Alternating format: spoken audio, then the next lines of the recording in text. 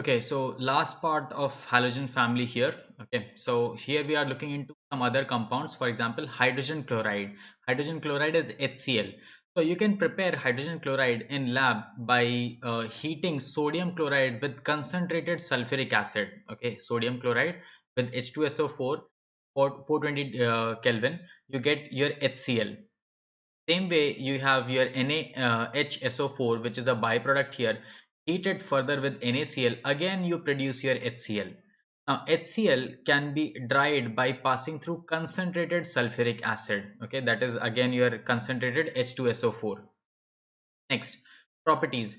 Hydrogen chloride HCl is a colorless, pungent smelling gas. It's easily liquefiable to colorless liquid, boiling point 189 Kelvin. It freezes to a white crystalline solid, freezing point 159 Kelvin. It is extremely soluble in water and ionizes as below. So you can see this is how it ionizes. It gives you H plus and Cl minus. So Ka is 10 raised to power 7, which is very high for an acid. So it's a quite strong acid. In aqueous solution is called as hydrochloric acid. Its aqueous solution is HCl or hydrochlorous acid. Uh, High value of dissociation constant, that is your Ka, indicates that it's a strong acid in water. It reacts with NH3 and gives white fumes of NH4Cl. So this is the reaction. This is your white fumes.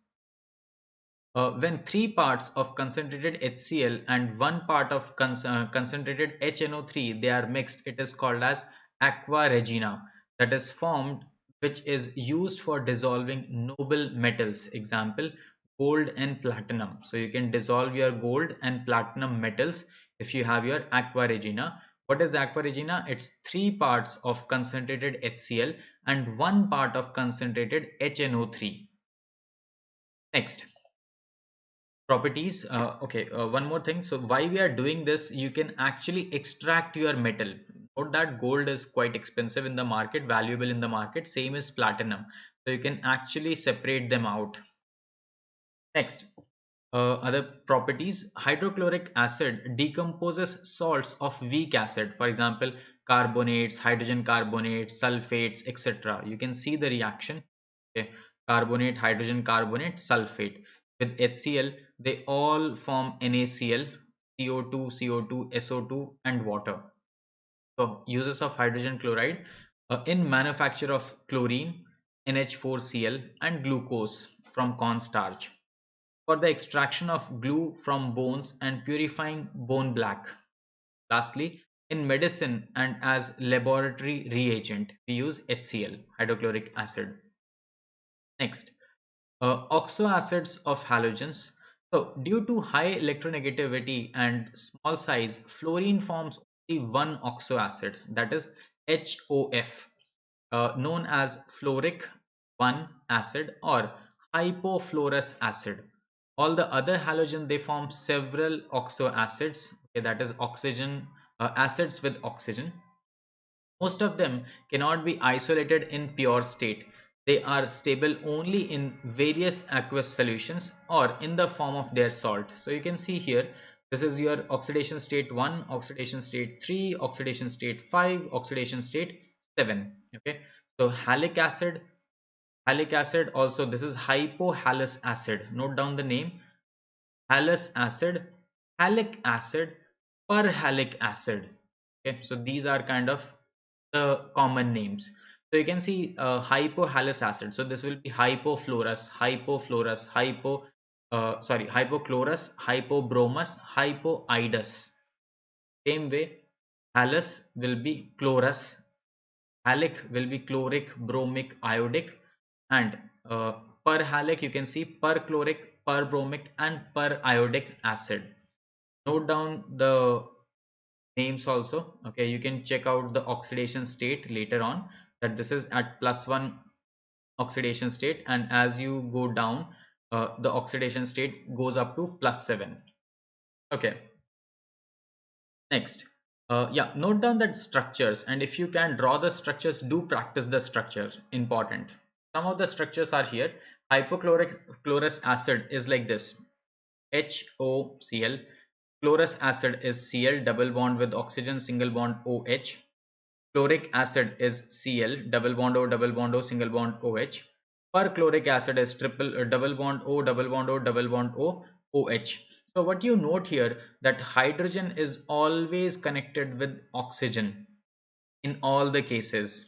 Okay, and there is always a double bond with oxygen. Okay, if there is one oxygen extra, so that is your double bond oxygen. Two oxygen, that is your chloric acid.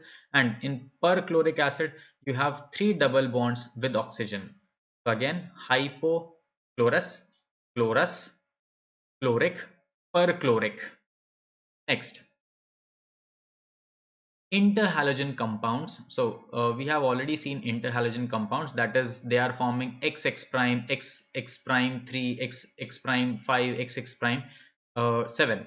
So x here, that is the first one here, is of the smaller size, whereas x prime sorry, x is the halogen of the larger size, my mistake, and x prime here is the one of the smaller size. So X, that is of the larger size, will be more electropositive than X prime. Okay, because the smaller halogens are more electronegative. Okay, so X halogen, that is this one, will be more electropositive than X prime. Now you can see, as the ratio between the radii of X and X prime increases, the number of atoms per molecule also increases. Thus, iodine 7 fluoride is IF7, having maximum number of atoms. So you can see there is one iodine atom and 7 fluorine atoms. Okay, fluorine is very small, whereas iodine is very large atom. Next, preparation. Interhalogen compounds can be prepared by direct combination or by action of halogen on lower interhalogen compounds. So if you put in equal volume, you see you ClF. If excess of chlorine is there, ICl3. Excess of fluorine is there, ClF3. Diluted with water, Br2F2, you see BrF3. So this is how you can prepare your interhalogen compounds. Now, what is important here is the structures. Also, before going to structure, note down the properties, that these are all covalent molecule and all of them are diamagnetic in nature. So in general, interhalogen compounds are more reactive than halogens, except for fluorine. Now, why is that? Because X prime bond, the interhalogen is weaker than XX bond. Okay, apart from FF bond. Okay, because FF, since the atomic size is very small, there is electron repulsion. Hence, FF bond is not so strong. Finally, yeah, this is very important. So note down the shape, okay, the type, that is XX prime 3. You can see it is all bend T shape, bend T shape. Then XX prime 5, you can see square pyramidal, square pyramidal, square pyramidal geometry. These are the structures. Okay, fluorine is the X prime here. Okay.